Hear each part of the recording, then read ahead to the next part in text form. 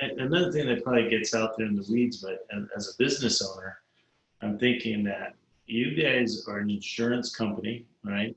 You guys do everything based on a law of averages, the cost of repair, the cost of break. This is how you come up with your policy. And I would assume, and I guess if I was a betting man, I would bet that all the home warranty companies are going to have a sizable increase in the next year.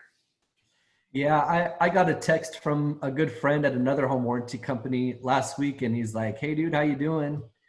And I told him like we're seeing pretty high claims, but we're hitting our goals on the sales side, and just chatted a little bit. And anyway, he shared for their company, it was the bless you. Thank you. It was the best revenue month they've ever had in the history of their company. Was July of 2020. But it was the lowest margin July they'd had in like 15 years. So the sales side is okay, but yeah, to your point, the frequency of claims, and then due to scarcity and often replacing, an appliance because you can't get the parts. So replace versus repair is up. So we're both seeing increases in average cost per claim and also in frequency of claims. Yeah, and the labor that you got to bring in to cover increase. Side note, I have a client right now that owns a restaurant on the East Coast, and it's in a seasonal, on the ocean type place. And we were talking, and he says his net bottom line profit is higher today during COVID because he's decreased a lot of staff. Maybe you start to think about it, they don't need a busboy anymore. You don't have somebody kind of clean the floors or the tables all the time. You don't have to staff people in there to serve people. And I don't like it. I'm sure none of us like going for takeout, right? It's not the same.